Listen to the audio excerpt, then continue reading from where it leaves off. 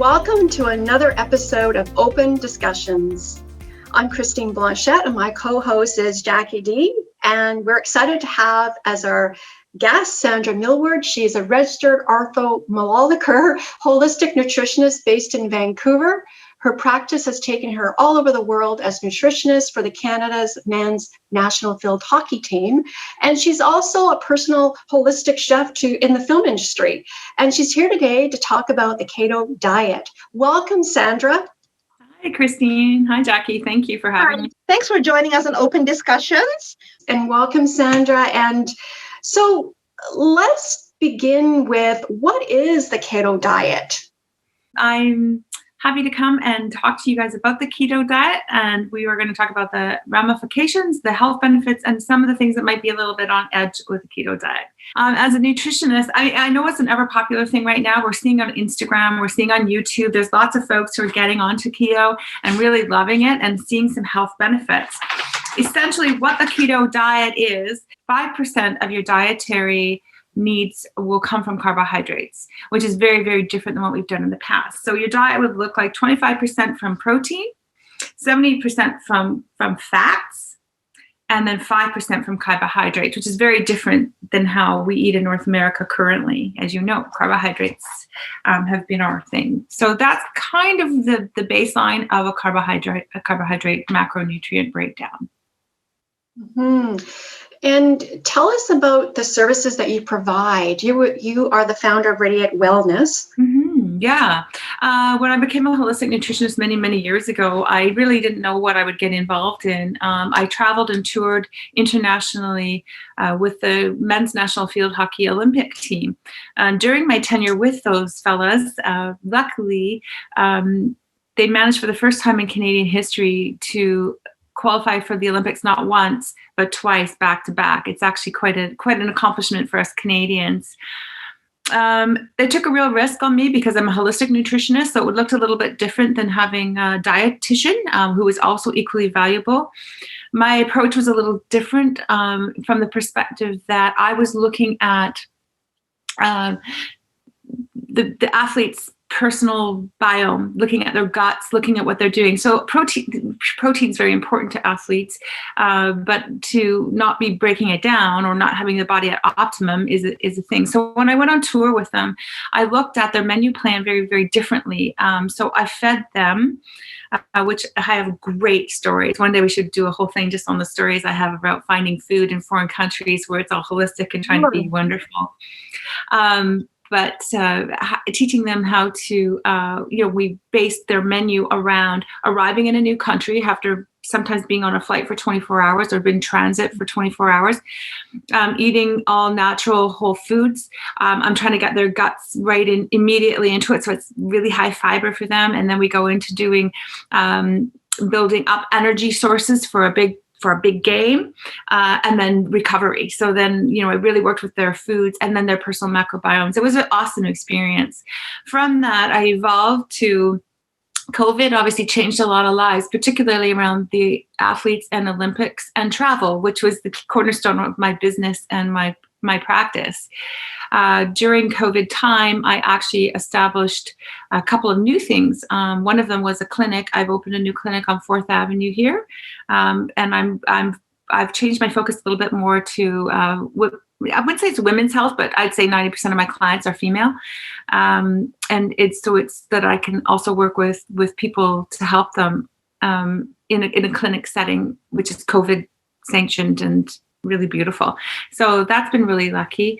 During that time, I've also created a vitamin and mineral chart, which is really helpful. Before we get into the whole keto, which is I know our focus for today, if I can I show it to you guys real quick? Sure. Yes. Yeah. Okay.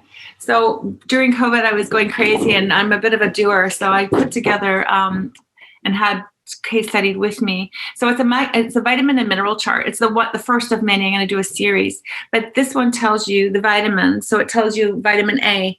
It tells you what vitamin A does in the body, so what it's good for. So growth and development, it helps with immune function, very important right now with COVID. Reproduction, it's for skin, bone, hair formation, helps with vision, red blood, and cell formation. So that would be the first column. It tells you that.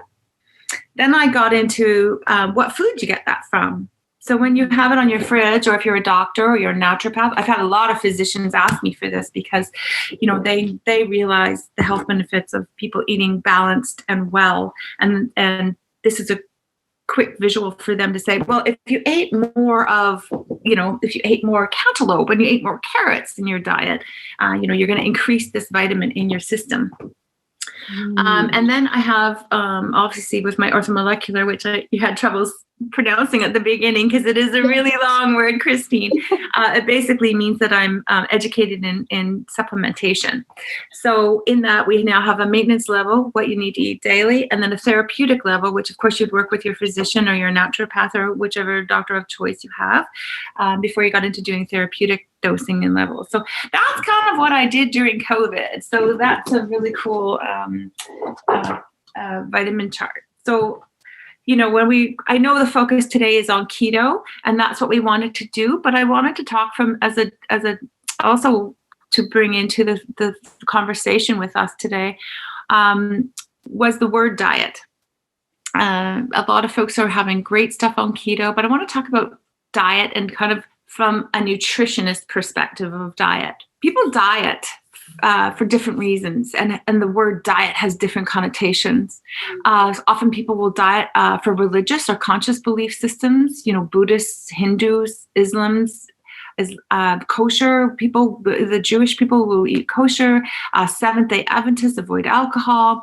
And then, of course, really, really popular in North America now is the vegetarian and vegan diet. So people will diet for religious reasons or conscious reasons. There's also people who have to diet for health reasons, diet for health reasons.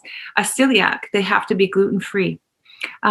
People with IBS, they need to follow a low FODMAP. People with diabetes type 1 or 2, they have to manage their sugar. So that's a diet too.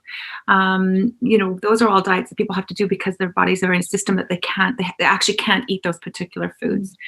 There's detox diets, which is really popular in my world. So we do a lot of cleansing or detoxing, and that can include things like juice fasting, water fasting, things like the master cleanse. Recently really popular is working with the medical medium, and that's the health benefits of celery juice every morning before consuming any food, and helping for chronic diseases, that kind of stuff.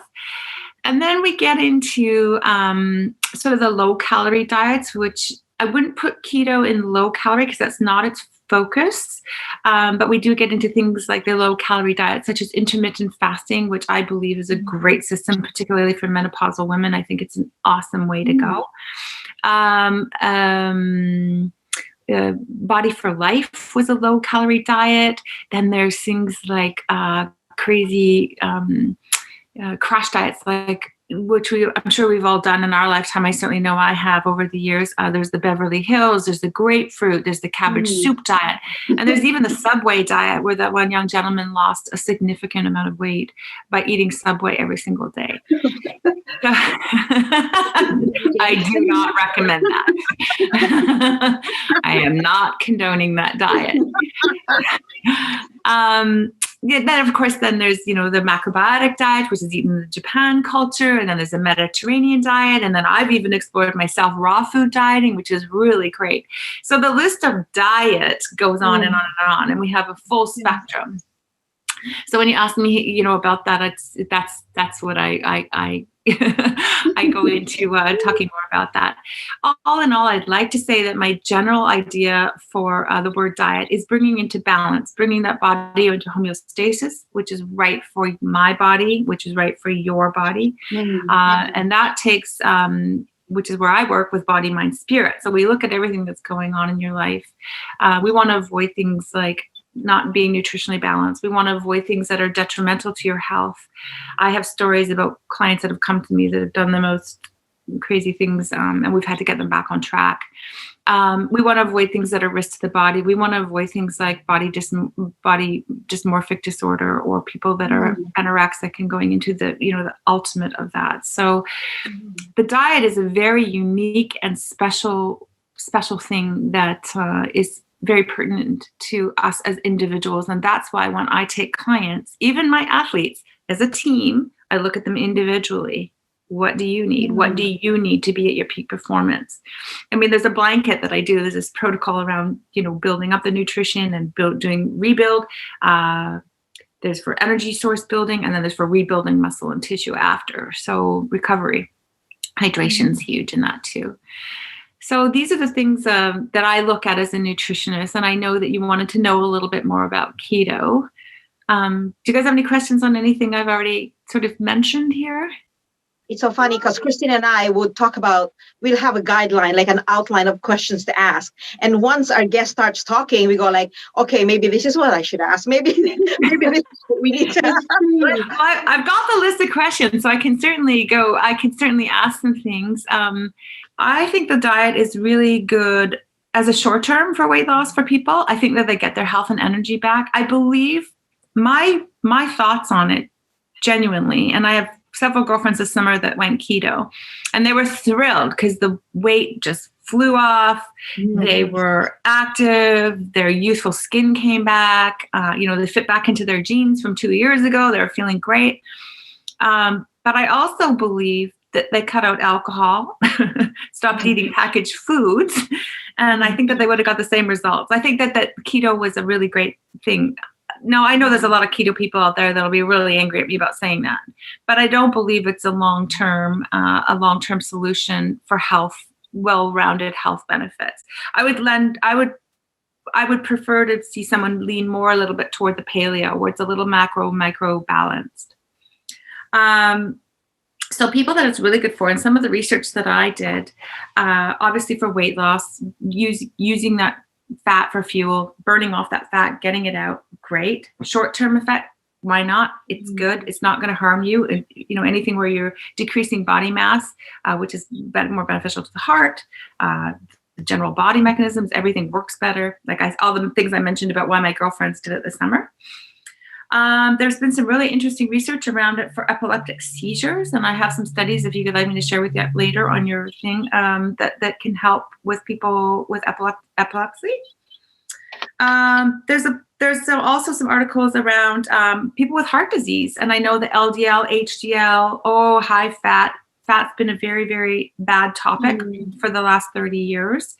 So we went into this whole world of having low fat or to no fat, which we now know was absolutely detrimental to our health, to dementia, to so many things. And it's why important we have to eat fat. Udo Erasmus is probably the single most greatest knowledgeable person on fats and healthy fats. I would encourage reading his book. He is the grandfather of all things fat. And he's the one who really brought our awareness back to how important fat is in our diet. So for things like epilepsy, it's really, really good. Heart disease, there's certain brain diseases that it can be beneficial for, and even some acne, although there needs to be some more research in that area. Yeah, there needs to be a little more research in that area.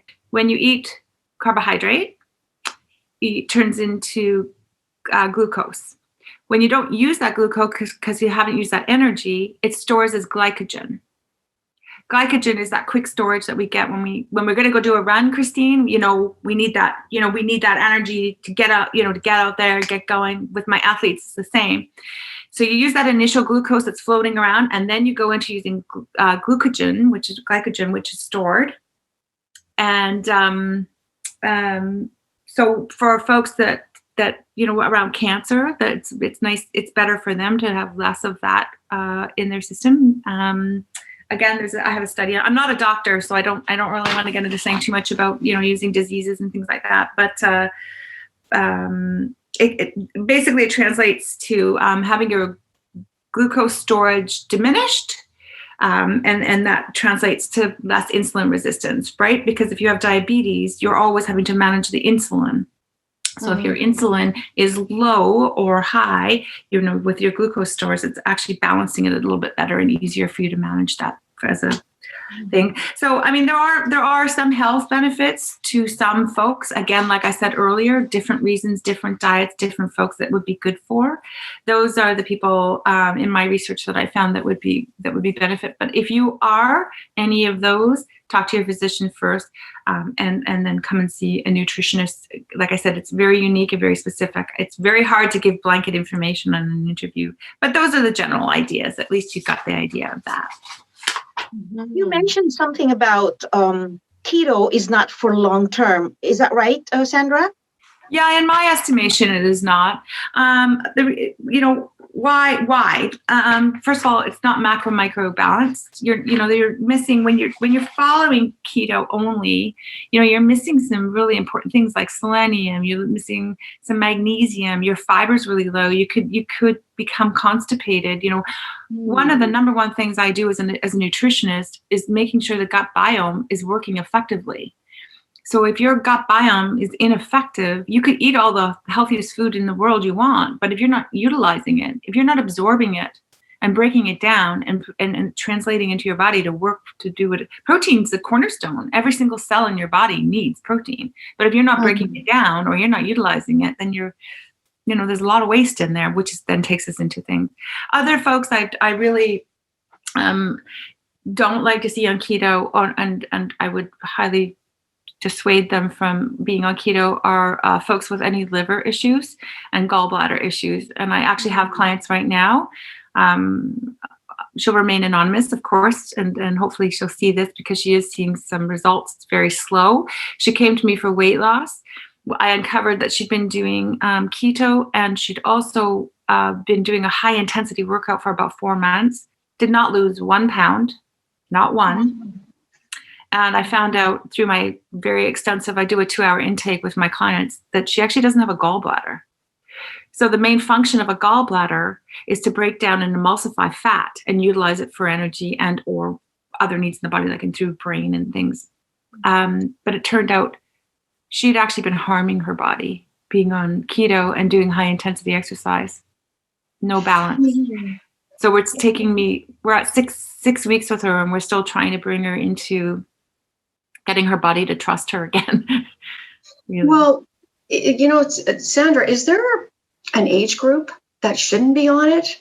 An age group? Yeah, teenagers, seniors, people, is there an age group that wouldn't be really beneficial? To my knowledge, no. I mean, again, it's a blanket statement, and that's a really hard thing to do a blanket statement on. If a healthy menopausal woman came to me and said, whoa, 20 pounds, which is kind of what happened to me, actually. I have to say that did happen to me. And I went, whoa, what the heck happened? All of a sudden, I just had this extra weight around my midriff. You know when it's menopausal because you get it around your arms and you get it around your midriff, and it's that muffin top. I was like, oh my gosh, I got to change things up. So I followed more paleo than I did keto.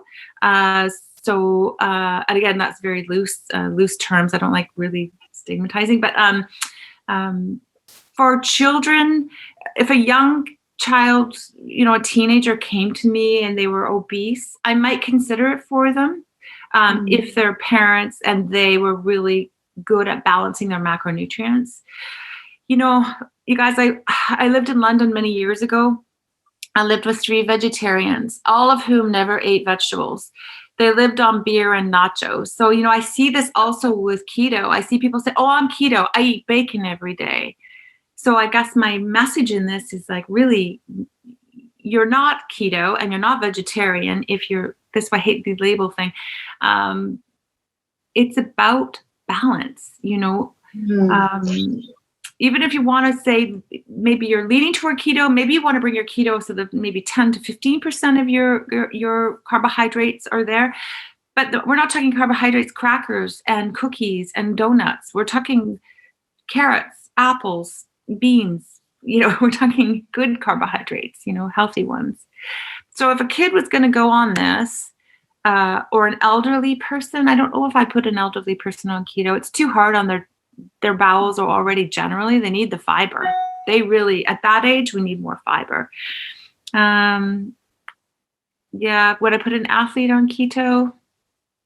Again, depending on the athlete, most likely not. I know it's very popular for people right now, and I know I'm going to be really making a lot of people angry, not really getting on board and saying yes, yes, yes. I'm saying yes, 90%, but let's look at the individual.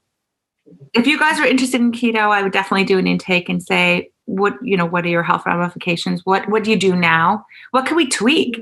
To be honest, most of the time I just need to tweak people.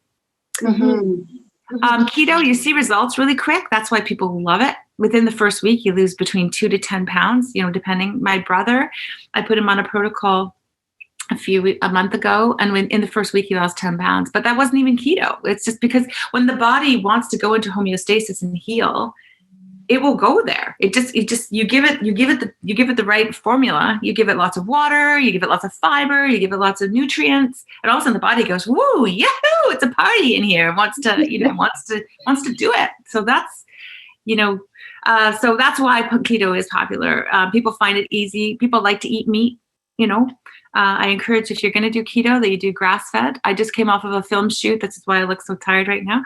And every single day, every bit of food I made for them was grass-fed, local, within British Columbia, sourced from local farms. So even on set, they hired me because they realized the health benefits, particularly in that industry where their hours are long, the demand on their systems are huge, the mental engagement, the pressure is massive.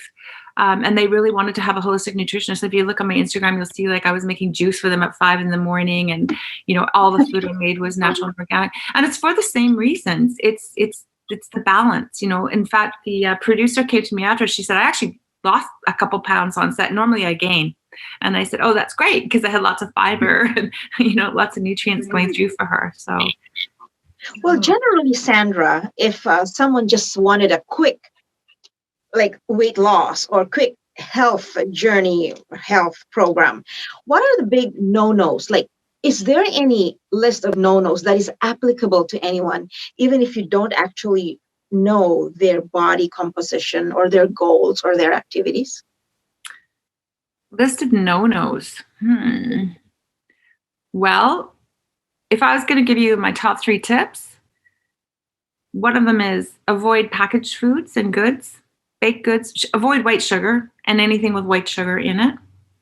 Obviously, if you want to lose weight, bring your calories down. Eat whole food. That's my number one thing. Eat whole food. I started consuming more calories and lost weight because I eat more. Avocado is high density calories, but the nutrient value in it and what I'm getting for the health benefits are better than if I ate what would be something, a box of crackers, or let's just say some crackers and cheese. I don't even know what to compare that to. But so you can't really. I don't calorie count. None of my clients calorie count. It's one of the things I love about me, and they still lose weight. And they're like, "What the heck?" We just change what they eat. So number 1, what you eat. Number 2, obviously activity. Number 3 would be water and making sure you're always hydrated. Those would be the things I would point you toward. It's always complicated because I'm often repairing guts. And so that also helps. That's part of what happens. The no-nos would be just don't be harsh to your body. Listen to your body. Learn to listen to your body again. Our bodies tell us what we want to eat. They really do.